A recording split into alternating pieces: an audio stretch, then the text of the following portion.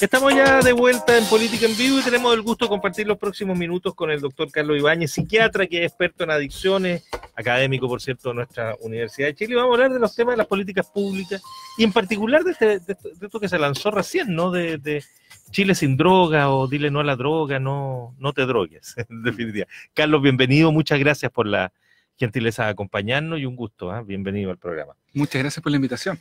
Tú nos estabas contando recién que vienen trabajando en este tema desde hace tiempo en la universidad y que ya el año pasado habían iniciado trabajo en comuna, inspirado también en el modelo islandés, que es el que se pretende aplicar en este caso, y nos relataba un poco de qué se trata ese modelo. Sería bueno, aunque lo tengas que contar de nuevo ahora, pero para nuestro público. No, por supuesto, encantado.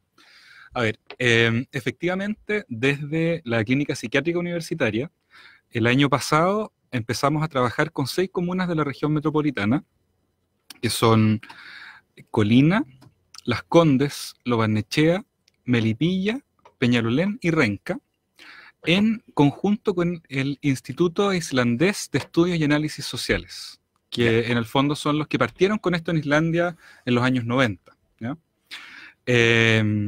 Y la gracia que hicieron es que pasaron de ser el país con más consumo de alcohol, tabaco, marihuana en adolescentes de Europa a pasar después de este trabajo a ser los que menos consumen en Europa. ¿Ya?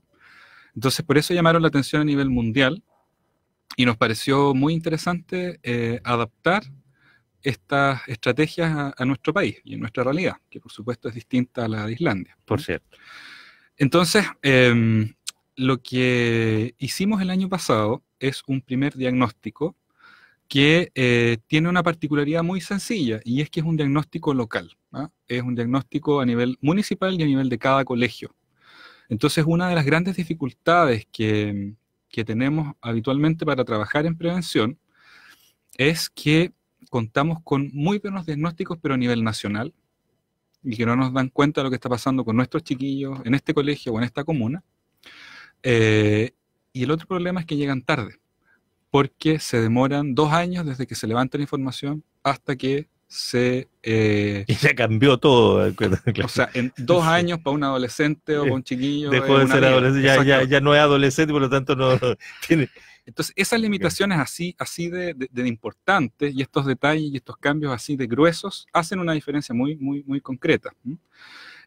Y la otra particularidad de esta forma de trabajo es que se enfoca las actividades preventivas en modificar el ambiente, más que pensar en entregar conocimiento o entregar habilidades para decir que no, por ejemplo, a los chiquillos. En el fondo se asume la responsabilidad de entregar un ambiente que sea nutritivo, que favorezca el bienestar, que promueva el buen desarrollo de los niños, niñas y adolescentes,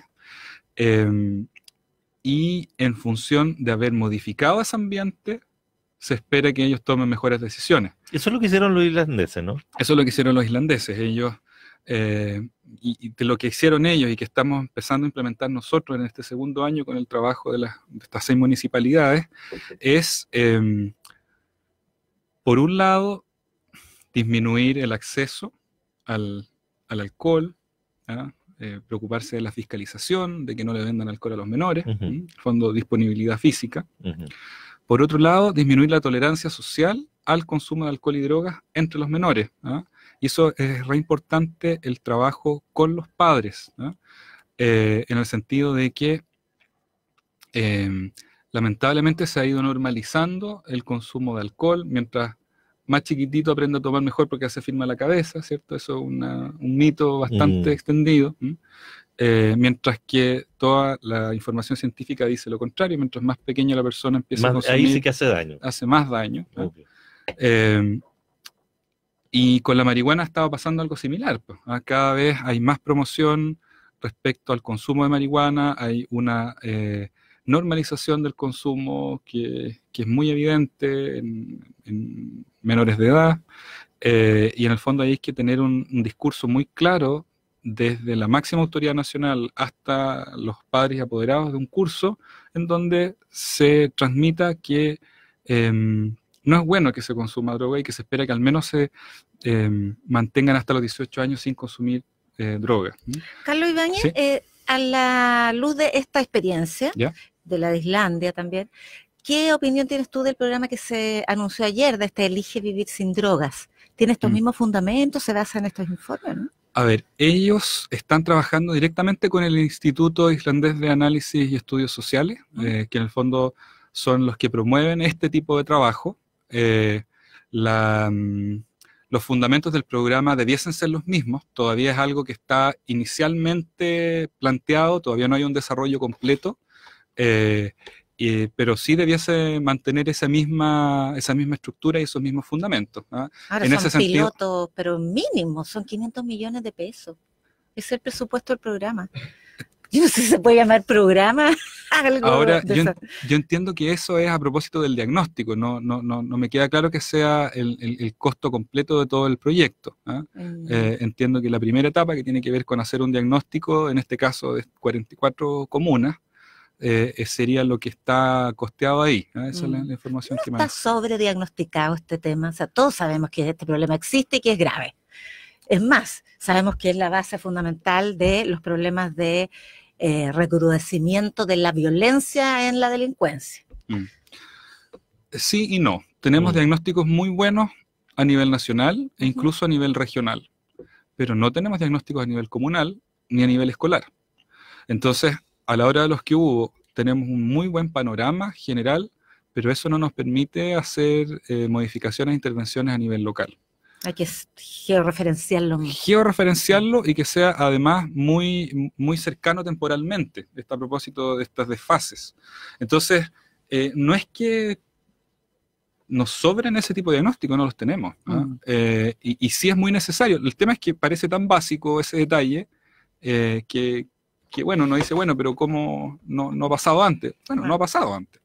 Ahora, el vínculo que hay entre esto y la delincuencia, que te plantea recién Carlos Ibáñez, ¿está estudiado, por lo menos a nivel nacional? El consumo de drogas y delincuencia. Pero sobre todo de la mayor violencia en la delincuencia, que es el problema. Si la delincuencia no parece haber crecido tanto como los niveles de violencia que se ejercen durante los hechos delictivos. Definitivamente sí está estudiado y hay mucha información. Ahora, la principal droga que está relacionada con la comisión de delitos y con la violencia, base, ¿no? Es el alcohol. Claro. Por lejos. Obvio.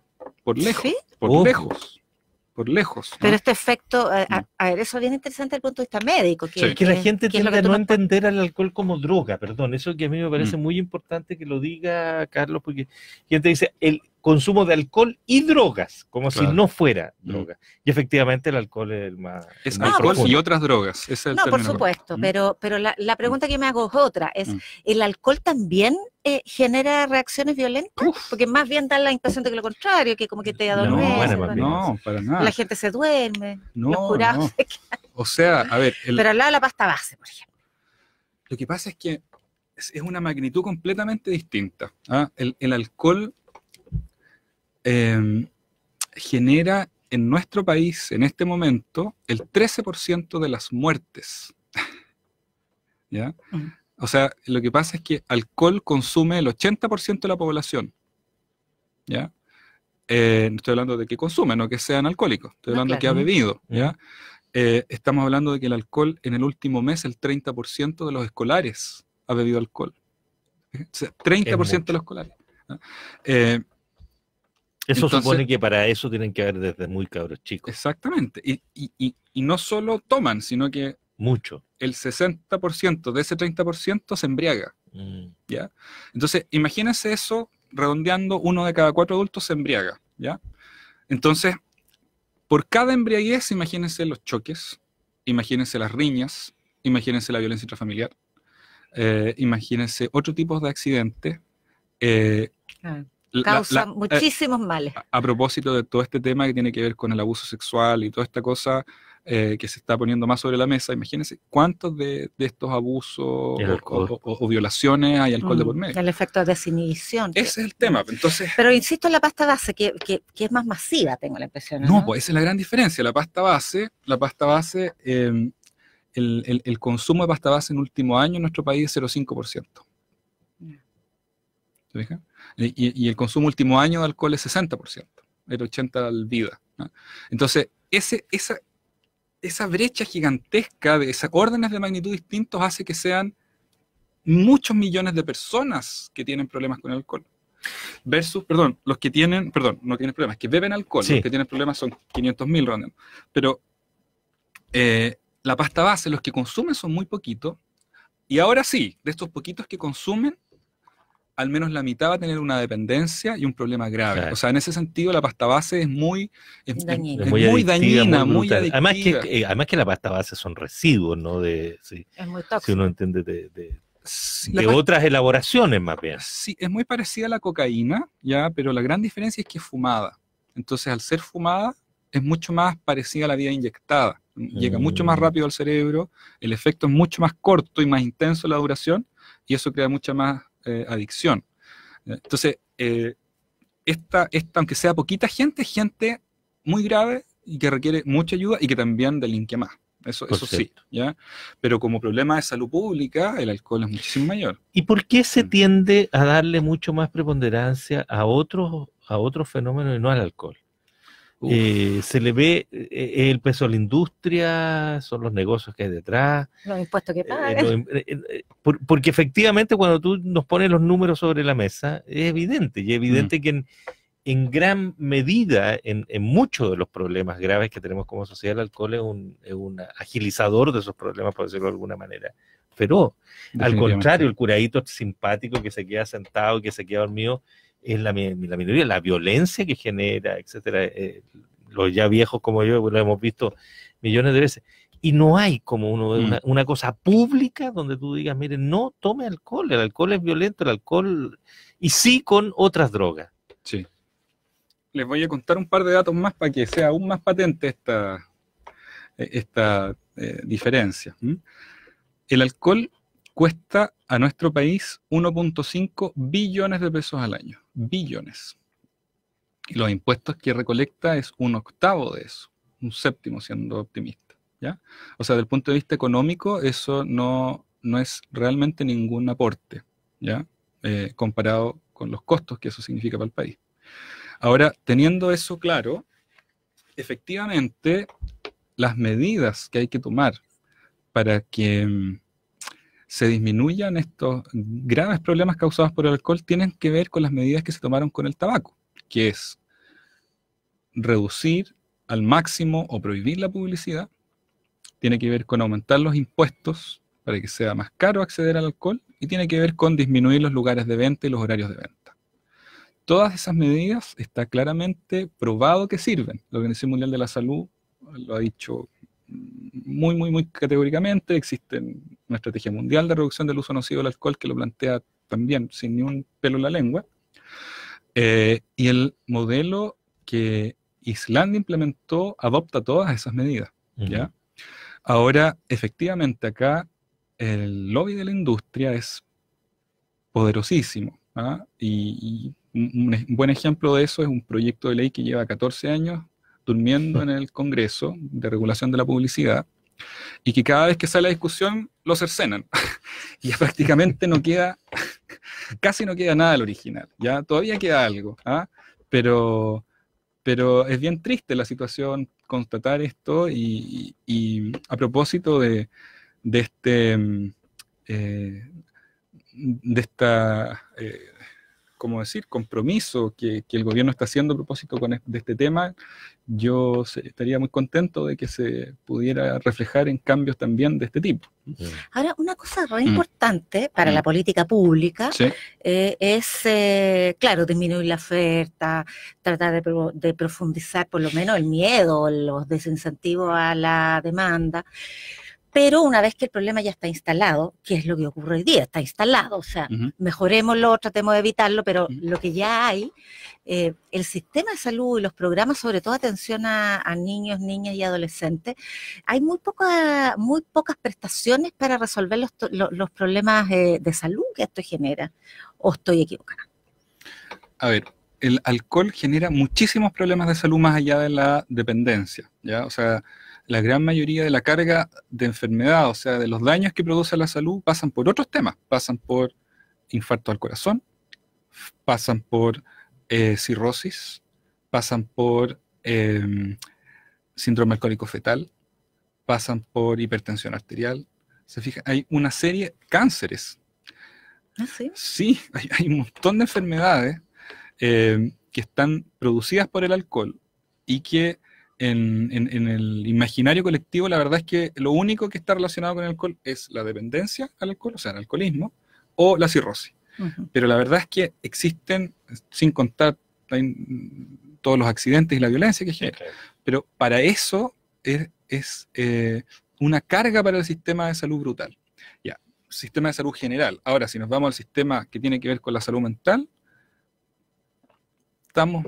Que casi no hay en Chile sistema en torno a la salud mental. El tema de la cobertura para los adolescentes y para los niños en nuestro país es muy baja, ¿no? O sea, el déficit de profesionales, de dispositivos y de programas, para qué hablar de hospitalizaciones en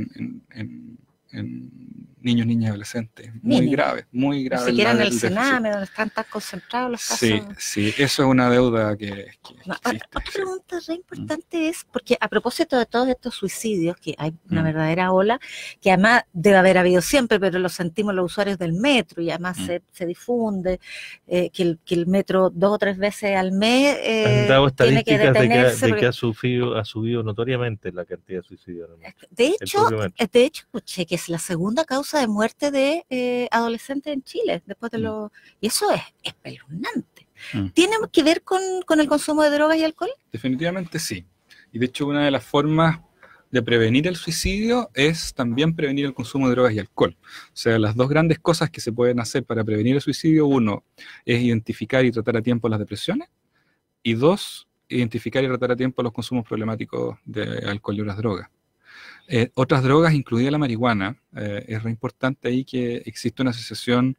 El alcohol, la asociación está absolutamente confirmada entre suicidio y consumo de alcohol. O sea, uno se lo imagina solo por la desinhibición que produce una persona que está pensando hace rato en matarse, se toma unos tragos, se envalentona y lo hace, ¿ya? Eso es muy fácil de imaginar. Con la marihuana es más difícil de imaginarlo, pero también está asociada a un aumento de la ideación y del riesgo suicida y de las autoagresiones en adolescentes. Esa es otra industria bien complicada, y que ha sido muy hábil en posicionarse, en promover sus productos y en generar una industria nacional lícita o en un área gris bien lucrativa. A propósito de los grow shop, a propósito de las ventas de semillas, a propósito de toda la parafernalia relacionada con el consumo, y sobredimensionando e incluso engañando al público respecto a sus beneficios terapéuticos.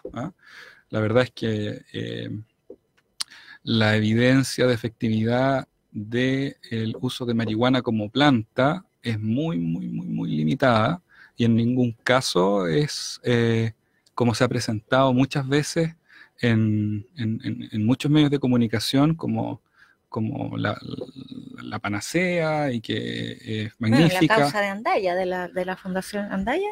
Daya. O sea, yo creo que ahí se ha hecho mucho daño al promocionar a la marihuana como una cosa fantástica, y también al intentar introducir un fármaco por la ventana. En el fondo, este proyecto de ley que lo que promueve es empezar a recetar marihuana para plantarlas en las casas, asumiendo que funciona y asumiendo que tiene muy pocos efectos adversos y asumiendo que eso no se va a prestar para el tráfico. Es un error. En el fondo, los medicamentos tienen que ser seguros y efectivos. Tiene que haber pruebas de que son seguros y que son efectivos. Y una vez que Ahora, existen... los psicotrópicos, disculpa, se venden en las ferias, Sí, en internet. Sí, así es, pero los psicotrópicos que están autorizados por el ISP han mostrado estudios de efectividad y de seguridad. Que sean seguros no significa que no tengan efectos adversos. Okay. Todos los medicamentos tienen efectos adversos, pero tenemos que poder conocer esos efectos adversos y tomar precauciones para evitarlos. Un tipo de precauciones, por ejemplo, a propósito de los psicotrópicos, muy buen punto. Efectivamente, en adolescentes en nuestro país, 1 de cada 10 ha consumido, sobre todo benzodiazepina, ¿ah? el último año. ¿Ah? Eso es muy mal indicador. ¿Ah? De hecho, somos los top en América de ese tipo de consumo. Pero imagínense, eso es 10% de un fármaco que sirve para algunas cosas, que tiene efectos adversos, por supuesto, incluida la dependencia. Estoy hablando del clonazepam, del lorazepam, del alprazolam, de muchos terminados en PAM. Pero que ese medicamento se vende en una farmacia con una receta, que no es cualquier receta, es una receta retenida, ¿ya? Y que hay un control de stock de eso en la farmacia. A pesar de todas esas limitaciones, esto se vende en la feria y los chiquillos tienen acceso a esos fármacos y les hace re mal, por supuesto, ¿no? Imagínense esto con la marihuana sin ninguno de esas medidas de control, plantada en las casas, para lo que se le antoje, sin ninguna medida de control, es claramente una cosa que no es muy buena idea, ¿no? Y más todavía si no existen los estudios que digan que sirve para esto y que nos den una claridad también respecto a cuáles van a ser los efectos. ¿No existen? Nos tenemos que ir. Lamentablemente, yo lamento poner... claro. Es para darle todo el tema, por ejemplo, del uso recreativo de la marihuana, es para adultos, obviamente. O sea, esta es una discusión que va para largo. Pero para contestar a la pregunta en corto, existen muchos estudios que muestran algunos resultados positivos para compuestos de la marihuana que no es marihuana. Es decir, existen estudios positivos para la morfina, pero no por eso hay que plantar opio. Ese es el salto que se está dando acá, ¿eh? Okay. Entonces, no se justificaría desde el punto de vista técnico el plantar marihuana para resolver problemas de salud. Es un gran problema. Nos vamos.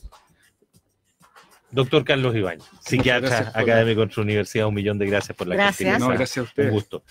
Tania González ha estado en la producción periodística, Andrea Bustos también con ella, y Pato Núñez en la puesta al aire. Querida Yana, seguimos mañana conversando.